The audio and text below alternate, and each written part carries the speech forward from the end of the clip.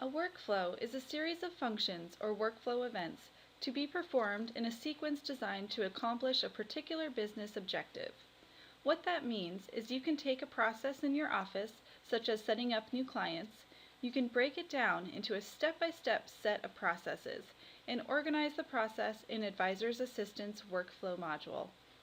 Advisor's Assistant's workflow module will make sure each step of the process gets completed on time.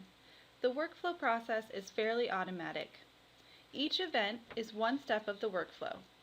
As each workflow event becomes the next step to work on, which we call becoming the active event, it appears in the Advisor's Assistant calendar as a task.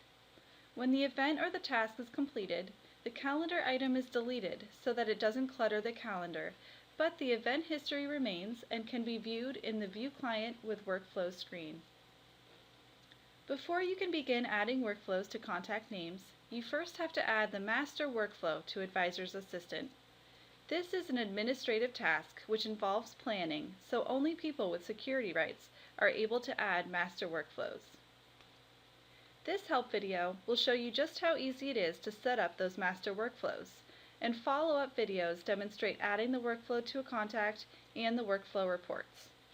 There's a help topic called Workflow Overview, which gives you a good general foundation about how workflows work. Just click on the Help,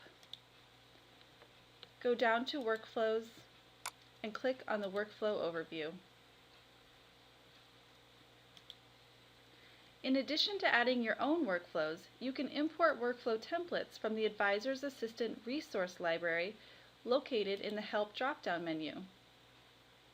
If you know somebody else using Advisor's Assistant who has created some workflows, they can export a master workflow so that you can then import it.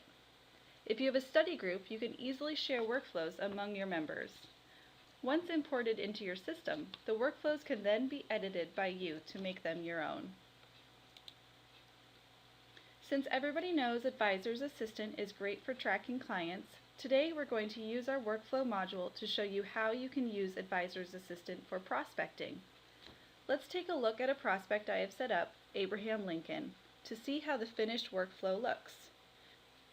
We can see a sales pipeline workflow has been added to Abe's name, and just by glancing at his view screen, we can see that the first step was completed on time with a green check mark, but the next step was completed overdue based on a red check mark. Abe is in the third step of the sales pipeline, which is active and current.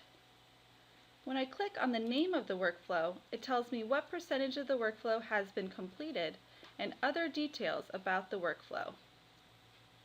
I can click on different steps to see the details about that individual event, such as whose calendar it's assigned to. The workflow module works hand in hand with the calendar, so when each step becomes active, it automatically puts a task onto the assignee's calendar.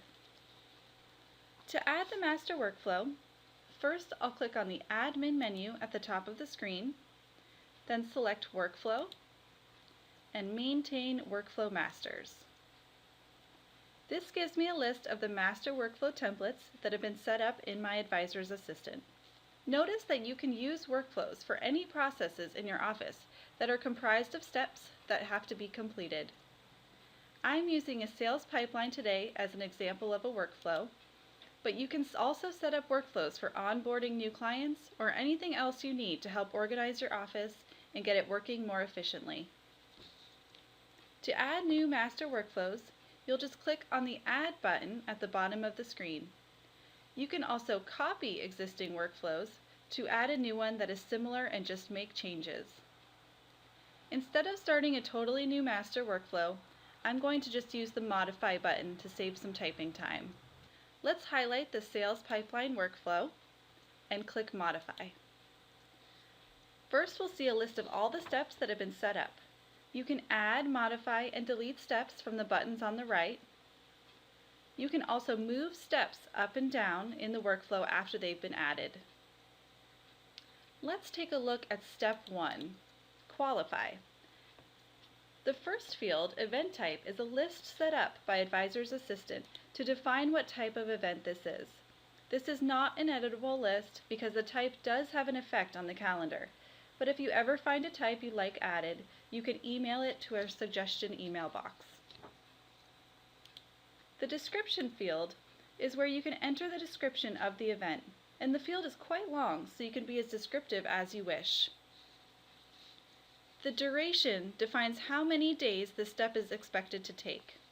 A major reason to add workflows to your database is not only to make sure all of the steps get done, but to make sure they get done in a timely manner.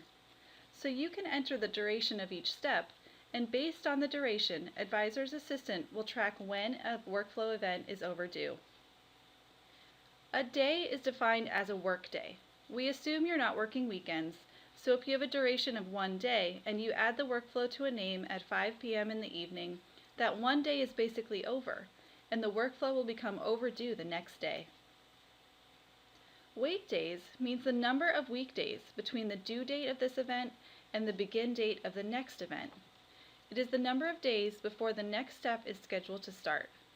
If you have events that can all be active at the same time, you can use 0 wait days to show the independent events. Otherwise, you'll need to enter a number so that Advisor's Assistant can calculate when to start the next step in the process. If this particular step of the workflow involves revenue, you can check the revenue box. When you're adding the workflow to a contact, you can track how much revenue you'll be receiving if the process is successful. The default user is the primary person in the office assigned to this task.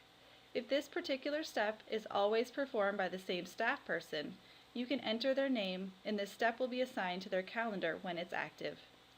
If this step will be performed by different people depending on the contact name, you can leave the default user blank at the master level and assign a user when you're adding the workflow to the contact name. The next section allows you to enter instructions for the person who is performing the task. That way you can tell them exactly what needs to be done so everything gets completed. These instructions are available from the view screens with every workflow. When the workflow is assigned to a contact, these instructions cannot be changed, but there is another notes field for the user performing the step to record anything important about that event. When you have a step that can be used with more than one master workflow, you can save that step as a template for future use to save time. Then, when you're adding new workflows, you can save lots of time by adding steps from templates that have already been saved. When I click OK to save my individual step or event, I'm back on the master workflow screen where I can see all of the steps of this workflow. Each workflow can have as many steps as you need to organize your office procedures. However, you can use the instructions field to provide step-by-step instructions within an event. It's not a good idea to break an event into many little events when the procedures are all performed by the same person and involve the same concept. Once your master workflows are set up, you can then add these workflows to any contact in your database. That process is covered in a separate help video called Adding Workflows to a Contact in Advisor's Assistant.